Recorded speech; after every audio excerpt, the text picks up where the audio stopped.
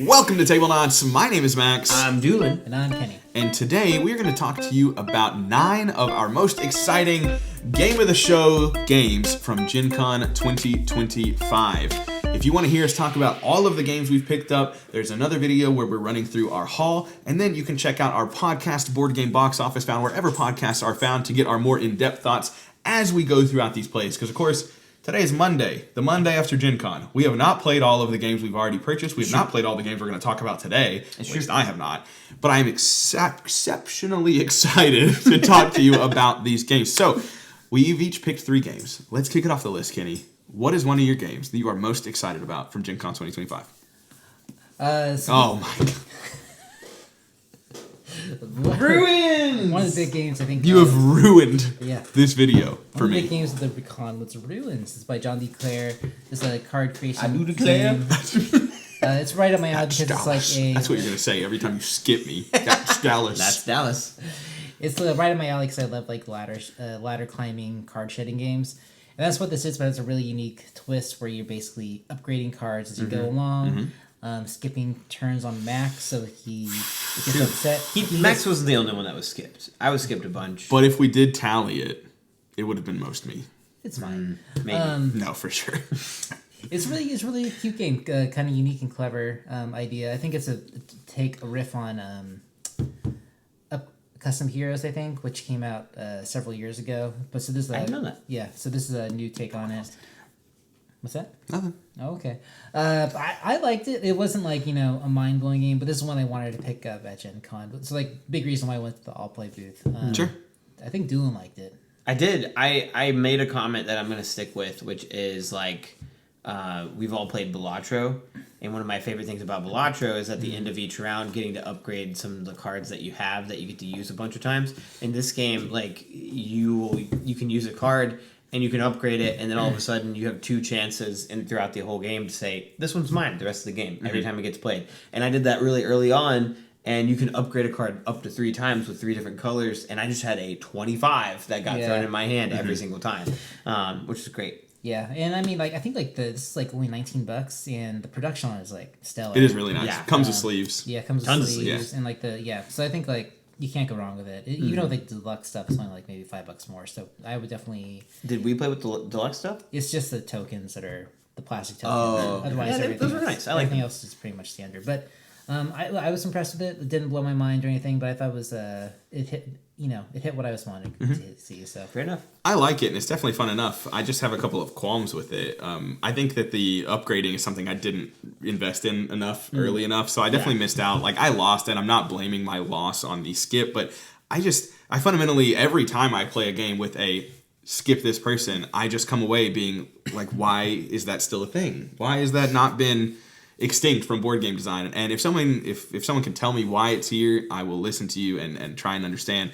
But I just think that mechanism is so dated and it feels so terrible. Sure, it's fun when you skip someone else, but to be skipped, especially repeatedly, as I just sit there and watch. And then the other weird thing about this game, which we have not experienced, but another kind of strange thing that I think it is if the game does not end in 4 rounds, the first and second player will then go on to do a showdown just between those 2. And so if you're playing a 5-player game, well, then for the next 10 minutes, 3 people are just sitting there watching you 2 play, which I think is very strange. And it goes kind of along with the skip mechanism where it's just a couple people don't get to play for a minute. And I just think that that's odd. I think that the game in general is fun, and I really like the upgrade system and the components. The visuals, it's nice and it's striking, but I definitely play it. There are just a couple hang-ups I have with it that stop it from being something I can really recommend. What about you? What about me? Sure, man. I'm actually I did a hardcore change. I stayed within the company. I originally was going to talk about Campy Creatures because I feel like I could talk about it a lot more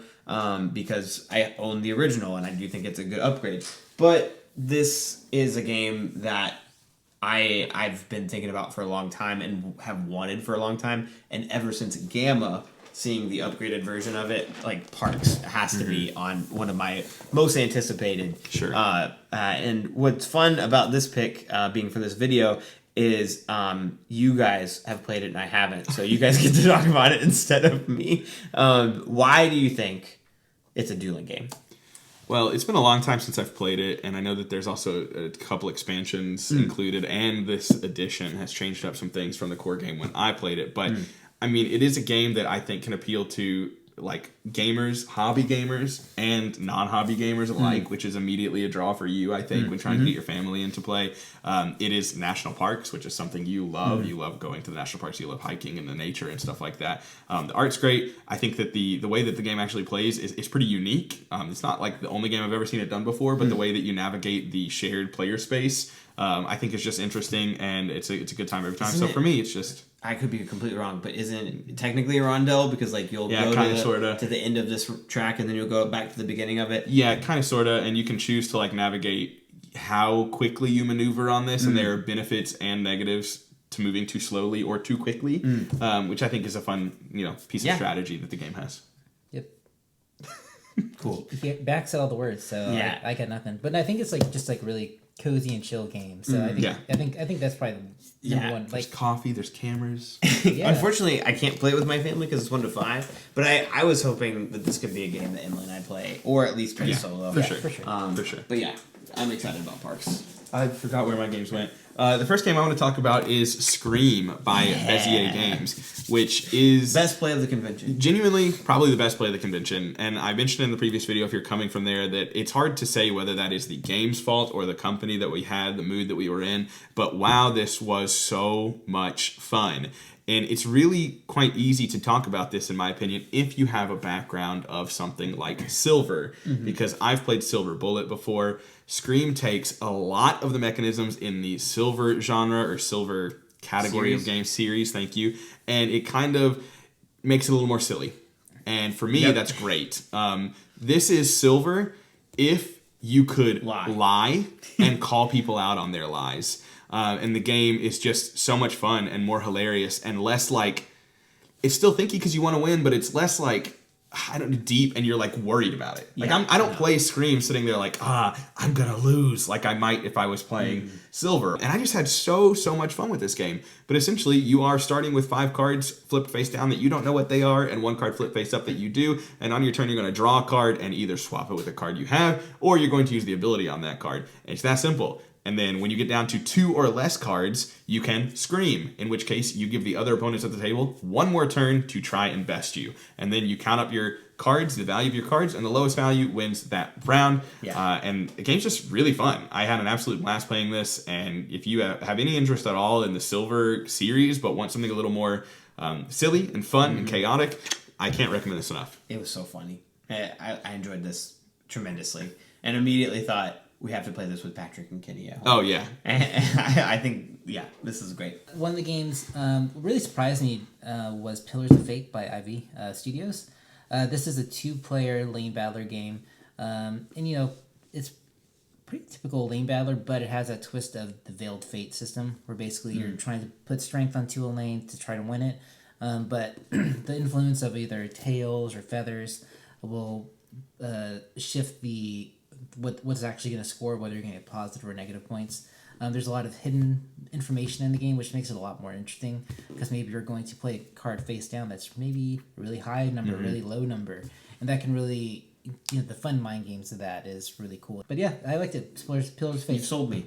Yeah, it's really good. This was probably the one that was most surprising to me. I don't know why. I was least excited about this one of the 3 that came out. I just think lane battler, like, what can they really do to make it that different? And it's still a lane battler for sure, but it was unique enough and quick enough and exciting enough. It was dynamic. It wasn't like I started the game and I knew from the get-go that I was losing this lane. Because of the hidden information and the god powers, you were kind of in it on every lane throughout the entire course of the game. I just thought that it was much more interesting than I expected it to be. I think there's a lot more to it than what I expected going in, and I think it's great fun. Yep. And look how shiny this card is. Oh my god. Show Doolin. Oh, I'm down. Let's go. Are every card like that, or is it just that one card? Just the god cards, yeah. Wow. But they're also good, and the art is like, beautiful. You love IV art, and now it's like full art on the cards, right? And different, unique characters that we've never seen before. I'm so down. So I was, really, really quite surprised with this one. Well, it's 2-player only, but you all can pick me out again. Or me and you, Kenny. You guys get to decide. All right, sounds good. I'm going to talk about the one, the only Battle. No matter what. Yeah, Battle of Hoth no matter what. No, I legitimately going into this convention was like, I am willing to pay whatever I have to get Battle of Hoth. And I was genuinely surprised when I went up to check out and she said $50. I was like, are you kidding me? Like that's amazing. I was pulling out hundreds ready. Like how much is it gonna be? No, like legitimately for what comes in the box, it seems like such a steal. And if you don't own Memoir 44, like just get this, like go for it. Yeah, and, which is what I did. And Max and I played, and you were the Empire. Yep. I was the Rebellion, and our game went down to the wire. Yep. Like I think it was next turn wins basically. Next turn wins. Yeah, exactly. Which I think we did. I won. Yep. We played your next turn, and I would have won. Yeah. Won. Like it was really really tight. And one of my favorite things about Memoir 44 and like this style of game is it's not like an Axis and Allies or some of those other longer Risk, ones, whatever. Yeah. Where you play until the last man standing. It's just get a certain number of kills and you win the game. And a kill is an entire squadron gets whole unit, and so there's some strategy there where like I only have one unit left here. I can kind of maneuver people around him to protect him so that if Max wants this last guy, he's gonna have to get himself in a really ugly position to do it. Also, the cards are just all incredibly unique. Like you're getting to do something fun on your turn, pretty much regardless of what you've pulled. Like my favorite moment was it was kind of strategically bad because the snow speeders got wiped immediately, but I saw his AT-AT get a little bit too close to me and I was like, I gotta go. And I played a card that like gave my snow speeders an extra movement and an extra dice. And I was like, let's just try to do it. And you did it. And you have to roll like the cable cable to like be able to wrap it around their legs, and then you have to roll those dice again to see if you successfully kill it. And I had a blast. I love Star Wars. It was the easiest purchase I think I've ever made at a convention.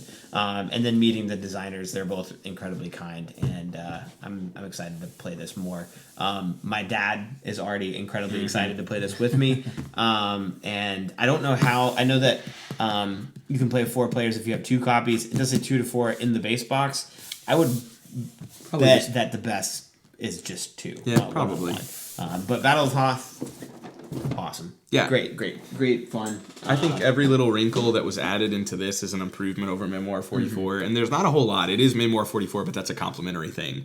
The one thing I have to say about it, which I believe is just a first play, I just don't have the experience or knowledge or looked at the rulebook to tell for sure, is that our play was strictly elimination based. Yes. And I did really like in Memoir 44 the ones where you could eliminations and controlled elements, and I enjoyed that. I bet you they gotta add it. It's gotta be, right? Yeah. If it's not already. Yeah. But I just that was one of those things I was like, just playing the demo, elimination only, I wanted a little bit extra. We should say they also told us they're already working on expansions. Yep, already. So which, it's going to be... shocker, right? Yeah, right. Like, I mean, why would they not? This is going to be huge for them if they continue to invest in it. But, that made me even more excited. And if you're like, is this just a one-off? Like, no, they're going to continue to support it. And so I'm excited about it. The next one for me is a Hobby Japan game called Rico Plus. I don't actually know if this was a Gen Con release or just something that was available there. We need to find that out, because if it was, like, this might have been one of the games of the con. It's freaking great, man.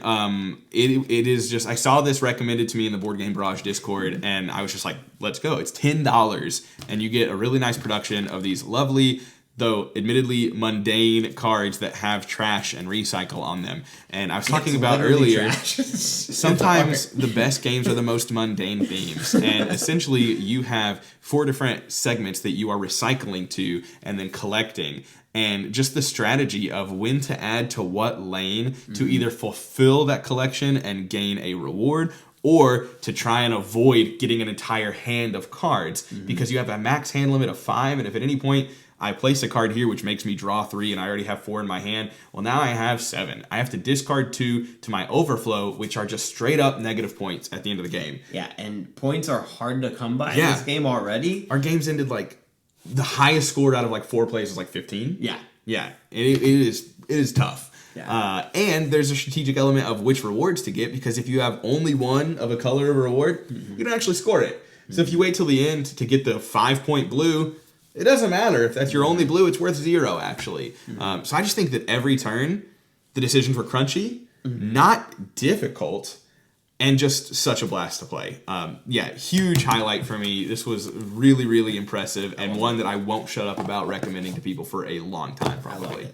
So unlike these guys, I didn't actually get to play I didn't play anything at Gen Con. I was just kind of there surviving Vibing. in the Bunker Hall.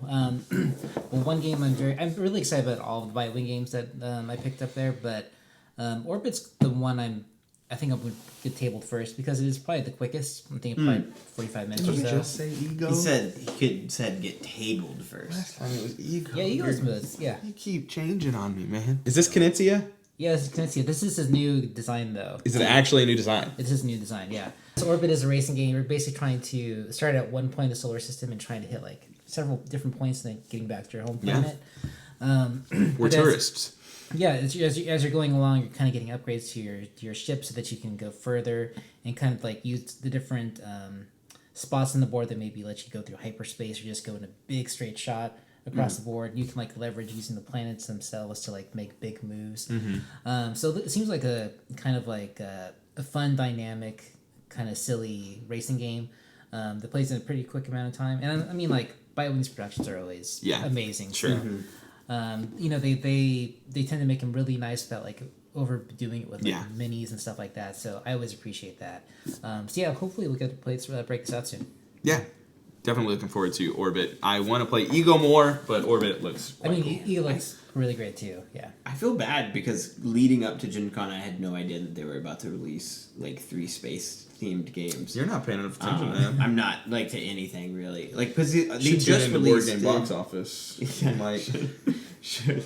They just released Ecorn Iliad, which both looked really, really cool. And I thought that was going to be like their big pushes, and now they have 3 more. Like they're just cranking them out. Cranking out games. They're working with Knizia now. They have to keep up. They also had, I'm surprised you didn't buy it, a Knizia plush. Really? Yeah. I missed that. You could get. They were probably sold out at that point. Probably, yeah. I thought about buying one. I was like, that's really funny to own. And when people come over and they're like, oh, what's that plush for? I'm like, oh, this is a designer of a game. Reiner Knizia. The doctor himself. And then and I think yours too, like game of the convention in terms of like a surprise, in terms of just love right out the gate and then the desire to play more is Tag Team. And this is a 2-player only game. It is a auto battler is what it's called. Yeah. And essentially what you're doing is you're doing a deck building game, but instead of shuffling your hand at the end of each round and then playing cards and then hoping you have resources to buy some cards that are available, you choose 2 characters at the beginning of the game, which there are 12 in the base box, so lots of combos. All of them are wildly different in what they do and how they play. And each character has a base card that starts your deck, and so your starting deck is only 2 cards. And that's it. You decide which card goes on top, which goes on the bottom. Never changes. And you start round 1. And like Max will play his card at the same time I play my card, and then we'll play the second card. And then after that, you draw from the rest of the cards for both characters, shuffled together, 3 cards, and you choose one of those cards to put into the deck anywhere you want, whether it is on top, in the middle, on the bottom, and then as the game goes on, that deck gets bigger and bigger, but it never changes. As soon as you are done playing all the cards, you pick those up, flip them back, and they stay the exact same. And so if Max strategically played a shield at just the right time when I was doing a big attack, I need to change the way I put cards in. And I know you need to change the way you and put so those cards it in. becomes almost like a bluffing thing too, of did I alter it, or did I think Max was going to account for the fact that I want to block it, and so I'm going to put it on the bottom instead. And it's very fun because a lot of these cards require you, and a lot of the characters require you to strategically cause certain things to happen before you can do big things. Yeah. And so you need to make sure that those cards are in just the right order, and you need to remember the order you put them in. And it's just very fun. It was just one of those that as you play, it just got more and more exciting. That auto battling was never dull. Nope. Like it was just like a constant like flip, do this thing, flip, do this thing, and then my Big favorite moments. part. Yeah, my favorite part was that draw 3, right? Yep. Like in that draw 3, pick one, the bottom 2 go into the bottom of the deck. Yeah, I don't think any of us knew what we were getting into. I just pulled it off the table. We were like, oh, okay. And like 3 turns in, we were like, oh, okay. I get it. All right. Super great game. Definitely one of the highlights for me. And then, are you excited about that game?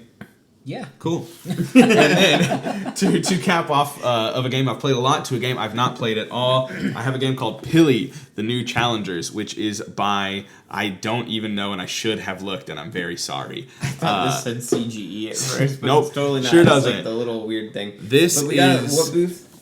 It was at Wonderful World of Board Games booth, but it was not published by them. It was just brought by them. It says Slim. Slim, I yeah. wonder if that helps. That is, Pili is basically a Taiwanese puppet show that has been apparently been going on since 1984. Very popular there, I guess. Hard to find anything about here. I looked. It's kind of cool, but I don't know much about it. But essentially, this is a game that I'm just amped to play. Once they gave me the pitch, it was constantly on my mind. I went back and got it on Sunday. I cannot wait to bring this to the table. I've already learned the game, and it's Monday. So if that says something. Me learning a game that quickly, I've got to be excited about it. This is a game for between 2 to 4 players where you are going to be basically playing over 2 different phases.